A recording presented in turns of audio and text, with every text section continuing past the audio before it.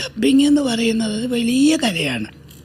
കാരണം കൂടെ അഭിനയിക്കുന്ന ആർട്ടിസ്റ്റുകൾ, ഞാൻ ഇപ്പോൾ അത് ശ്രീജയുടെയൊക്കെയും പറഞ്ഞത്, നമ്മൾ ആർട്ടിസ്റ്റുകളൊന്നിച്ച് അഭിനയിക്കുന്നു. ഇപ്പോൾ സൈജുവായിട്ട് ഞാൻ സംസാരിക്കുന്നു, ഇവിടെ അടി ഉണ്ടാക്കുന്നു, സ്വരാജുമായിട്ട് ഓപ്പോസിറ്റ് ആർട്ടിസ്റ്റ് ഉണ്ട്. റിയാക്ട് അപ്പോഴപ്പോഴും കൊടുക്കാനും നമുക്ക് മറുപടി പറയാനും പറ്റും. പക്ഷേ ഡബ്ബിങ് അങ്ങനെയല്ല.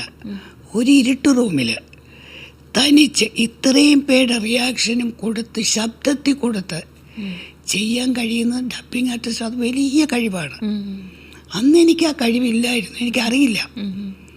ഡബ്ബിങ്ങിന് നമ്മൾ ട്രൈ ചെയ്തുകൊണ്ടിരുന്നെങ്കിൽ വരുമായിരിക്കാം. പക്ഷെ അന്നത് എനിക്കൊരു പേടിയായിരുന്നു.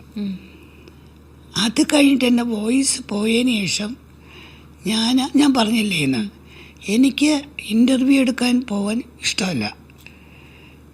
എനിക്ക് തന്നെ ഞാൻ ഉൾവലിയാൻ തുടങ്ങി. എൻ്റെ വോയിസ് ഞാൻ അഭിനയിക്കുമ്പോൾ ആർട്ടിസ്റ്റുകൾക്ക് മാത്രമേ അറിയുള്ളൂ എൻ്റെ വോയിസ് ഇതാന്ന്. പക്ഷെ അല്ലാതെ ഞാൻ പുറത്ത് പറയില്ല, സംസാരിക്കില്ല. അതിനെ തിരിച്ചു കൊണ്ടുവന്ന റോഷൻ ആൻഡ്രൂസാണ് അവളുടെ അറിവിൽ കലച്ചേച്ചി തന്നെ സംസാരിക്കണമെന്ന് പറഞ്ഞു. അത് കഴിഞ്ഞ് ചെറുകുടിഞ്ഞ വിനാവ്. ഇതിൻ്റെ ഇടയ്ക്കുള്ള ഗ്യാപ്പിൽ ഞാൻ 2-3 പടം ചെയ്തു. പക്ഷെ അതിലൊക്കെ വേറെ ഡബ്ബിങ് ആർട്ടിസ്റ്റിനെ അവർ വിളിച്ചത്. ഇതിൽ ഈ ഭരതനാട്യത്തിലാണ് കലച്ചേച്ചി തന്നെ. ഞാൻ ഒരുപാട് പറഞ്ഞു,